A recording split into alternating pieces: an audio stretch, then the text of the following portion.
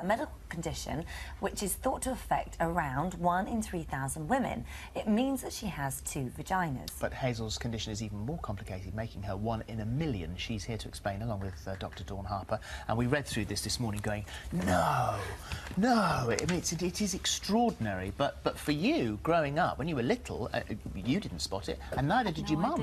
No, I didn't know I was any different whatsoever. So as a little baby, changing nappies and things like that, you really cannot see this. No, even now. I went through examinations as I was growing up because I had certain problems, and no one even saw it then. Yeah. But I guess in hindsight, when you look back, there were signs, weren't there? Yes. And the first time that you noticed any sort of problem ever was when your period started at the age of 14. That wasn't fun. That was not fun, was it? Because really, you were getting 2 separate periods. Well, we should explain. We should explain than the other. Yeah, we should explain before we get into that how you're built. Yeah. And how that works, because we've got to... Dawn, would you explain just here what this means? Interestingly, when your uterus develops, when you're a baby in the womb, it starts as 2 tubes. And the normal thing to happen would be for those tubes to fuse, and then the septum breaks down and you form 1 uterus.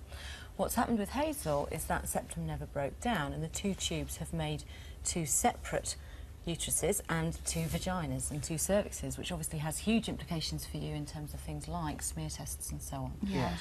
And you mentioned 1 in 3,000. I think it is relatively common to still have a septum or a fibrous band within the uterus, or a slightly abnormal shape to the uterus. And that's the kind of thing that I might pick up on one of my patients who we might be doing an ultrasound, for example, for a completely unrelated problem, and it's just something that we find. To actually have 2 completely separate uteruses is much rarer, and as you say, which is why we get into that moment of you're actually having, you could have 2 periods. Yes. Well, yeah, I mean, we all ovulate left and right alternatively, like all other women, but obviously if you don't know which side you're ovulating from and you didn't know that you had 2 sides, you can be... You wouldn't understand why. Sometimes you'd end up in a bit of a mess, and other times not. Gosh, that must... I mean, at that age, when you're just starting your period anyway, and it's all a bit confusing, it's all a bit messy, and it's all a bit horrid, it must have been terrible for you. It wasn't nice. I mean, I had friends, I'd try and explain to them having problems, and, you know, I'd say to them, they had no idea what I was doing wrong. They looked even more confused than I did. Well, because you did ask one of your friends, didn't you? And I did. I'll get you to explain this, that you didn't... You were saying, well, which hole? My more embarrassing story is when I actually did ask a friend. I said, do you have any problem working out which hole to put in? She thought I was putting them up my bottom. Oh, which of course was not the case at all. Nothing like that. And very difficult for you then to go and broach someone else and talk to them about it. I think I pretty much kept my mouth shut after that for quite a while.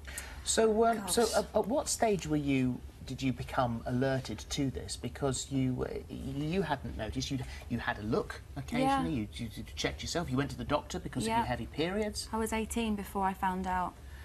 And it was a boyfriend that says... Yeah, my first serious boyfriend. He said there was something different about me. I was trying to broach subjects, you know, to do with my sex life, things like that, and he said, well, maybe there's something wrong with you. He said, I've always noticed there's this thing here, and I completely freaked out and went to go and check on it.